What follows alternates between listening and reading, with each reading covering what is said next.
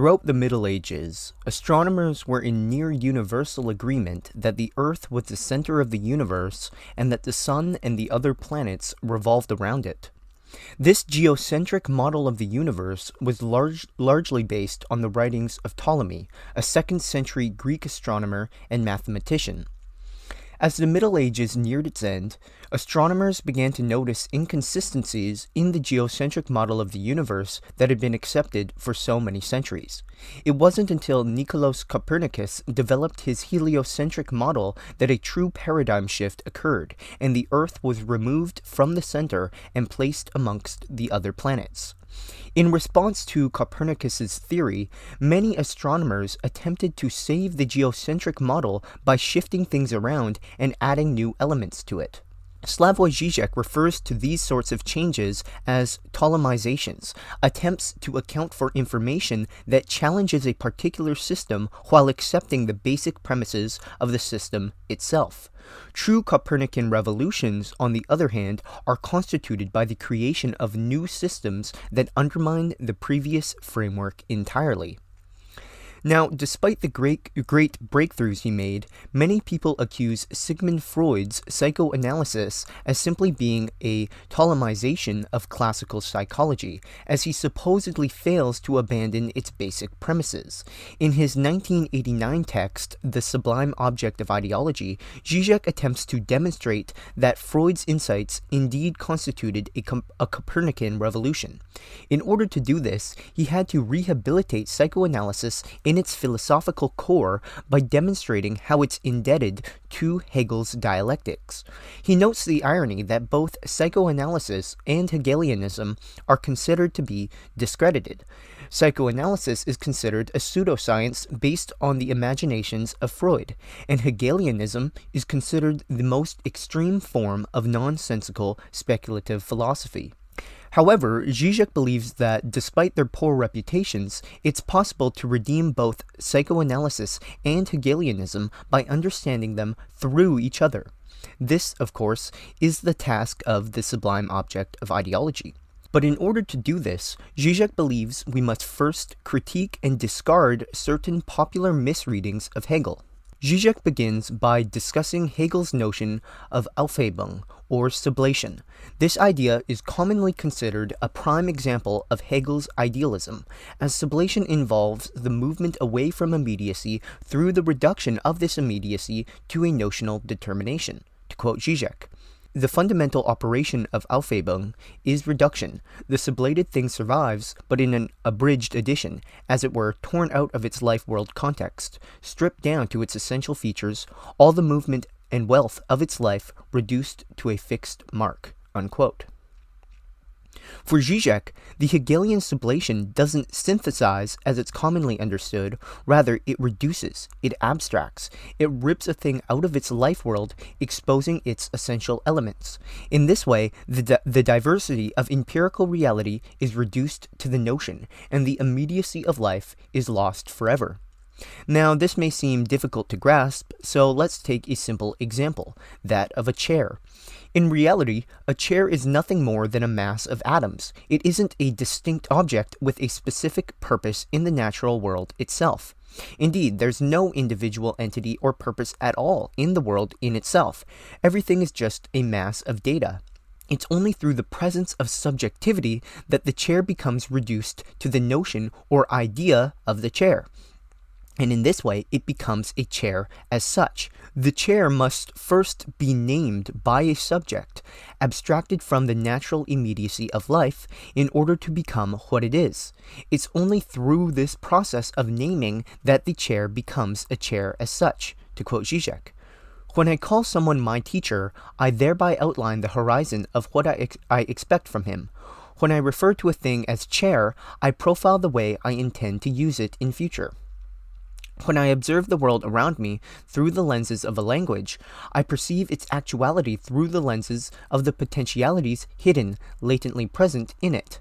What this means is that potentiality appears as such, becomes actual as potentiality only through language. It is the appellation of a thing that brings to light its potentials." Unquote. It's only through the human understanding that this naming of the object, its reduction to the notion, can occur. However, Žižek emphasizes that the understanding is limited insofar as it assumes that the abstraction that occurs is simply a function of its own activity, that the separation of the object from the rest of the world isn't an internal feature of the world as such. This was the position of Immanuel Kant, which is why he emphasized the understanding and critiqued reason. But Hegel defends reason, as it's only through reason that we are able to see the actuality of negativity. The properly dialectical move is to see negativity, and by extension identity, as essential to reality itself, as opposed to it being a mere function of the human mind. This constitutes Žižek's turn from Kant to Hegel, as Kant considers the power of negation to be limited to the human mind, while Hegel believes negativity to be ontological, an inherent aspect of the world itself. To quote Žižek, "The problem with understanding is, rather, that it does not unleash this power to the end, that it takes it as external to the thing itself, hence the standard notion that it is merely our understanding that separates in its imagination what in reality belongs together, so that the understanding's absolute power is merely the power of our imagination, which in no way concerns the reality of the thing so analyzed. We pass from understanding to reason, not when this analysis or tearing apart is overcome in a synthesis that brings us back to the wealth of reality, but when this power of tearing apart is displaced from being merely in our mind into things themselves, as their inherent power of negativity." Unquote. Žižek will go on to discuss a study from the 1960s that asked children just beginning their schooling to draw an image of themselves. The images they drew were colorful, lively, and playful.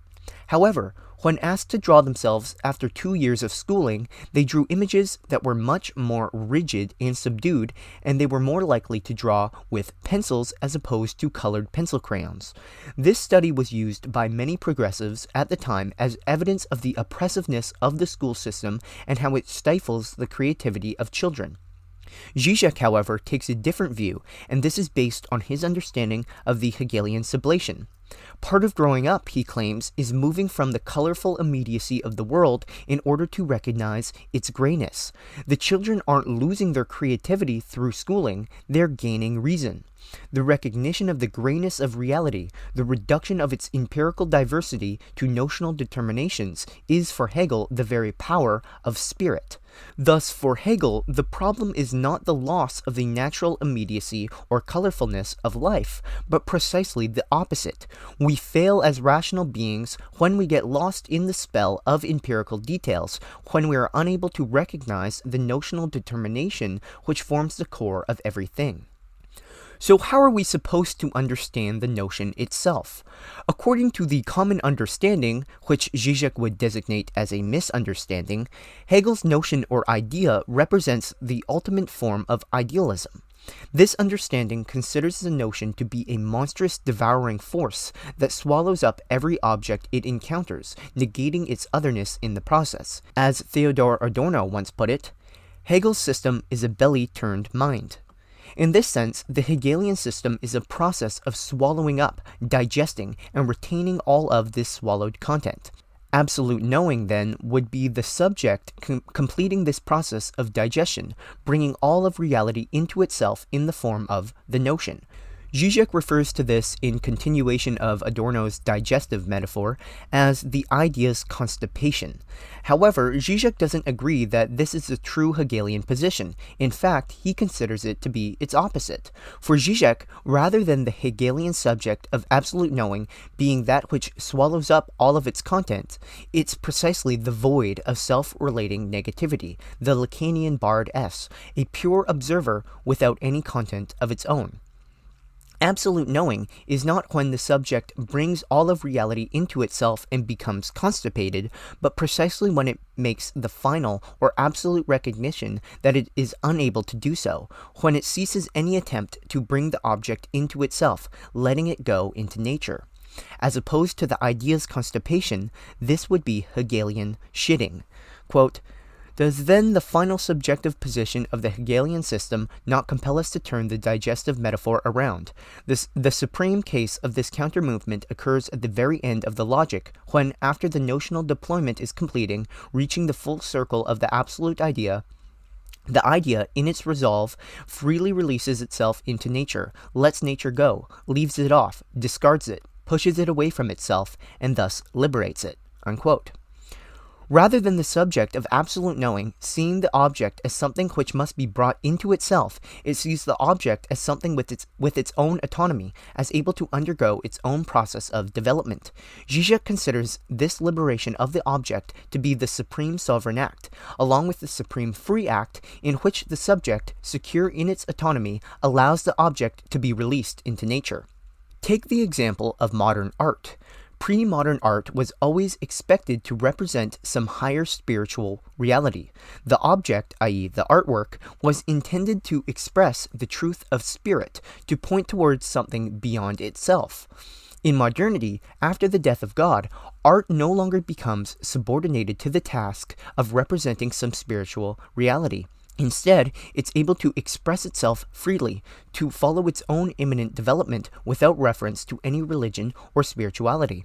In modernity, art is released from spirit. Similarly, the subject of absolute knowing is one which doesn't see nature as something to be dominated, but to be freed to follow its own path of development.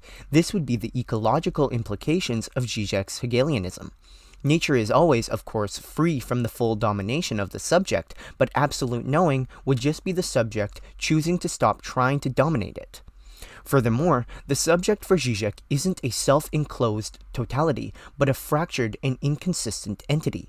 It always fails to attain a pure self-identity because of the inherent negativity at its core, what Žižek would later recognize as the Freudian death drive. The subject has no other from which it can receive its identity. As Jacques Lacan says, there is no big other. That is to say, there is no outside perspective from which the subject could be constituted as a completed whole. The subject is always confined by its own limits, and because of this, it's unable to recognize these limits for what they are. From the immanent perspective, from within itself, the subject is unable to constitute itself as a self-enclosed totality, precisely because this would require an external perspective, which is an impossibility. Similarly, the truth of Hegel's idea is precisely not that which relies upon any external other, which is why Hegel's dialectical process is an immanent one, wherein the notion reconciles itself with its own internal antagonisms. But there's no external other which can constitute the idea as complete. The idea is always incomplete or non-all. Nature, then, is precisely the mark of the idea's incompleteness. Nature stands for the lack of the idea's totality. Quote, "What this means is that the externality of nature with regard to the idea is not that of the idea's constitutive exception. It is not that nature is set free as the exception that guarantees the wholeness of the idea's self-mediation. It is not the case that, once this mediation is completed, the completed idea needs an external other to sustain the complete enclosed circle of its self-mediation. Nature is, rather, the mark of the non-all of the idea's totality." Unquote. Now, this has gotten extremely jargony and complex, but that's simply how Žižek writes. Fortunately, the main point of all this isn't that complex, and that is that the subject is unable to subsume the object within itself because it is non-all or incomplete, and absolute knowing is simply the reconciliation with and recognition of this incompleteness through letting the object go into nature. The object is first brought into the subject through the notion or idea, but then, in the end, it must be let go, or as Žižek says, shit back out into nature. The subject then becomes nothing more than a passive observer of nature, and not an entity attempting to dominate it. The dialectical process is essentially a process of untangling the subject from nature. At the start, we're entirely entangled in the immediacy of nature. We're fully absorbed in the world. Through the dialectical process, we abstract ourselves from the world and reduce it to notional determinations. And finally, once we reach absolute knowing, we release the world from ourselves and allow it to follow its own path. The subject is then revealed as an empty void without any substantial content. In this sense, absolute knowing isn't the final overcoming of antagonism, with the subject becoming an all-powerful or even consistent entity. Hegel's dialectics do not involve the overcoming of antagonism, but the reconciliation with it through the recognition of its necessity. With absolute knowing, the subject becomes absolutely reconciled with its incompleteness through the release of the object into nature. As Žižek puts it, the Hegelian dialectical process is in fact the most radical version of a process without a subject, in the sense of an agent controlling and directing the process, be it God or humanity or class, as a collective subject. The fact that the Hegelian dialectical process is a process without a subject means exactly the same as Hegel's fundamental thesis that it is crucial to grasp the absolute not only as substance but also as subject. The emergence of a pure subject qua void is strictly correlative to the notion of system as the self-deployment of the object itself with no need for any subjective agent to push it forward or direct it.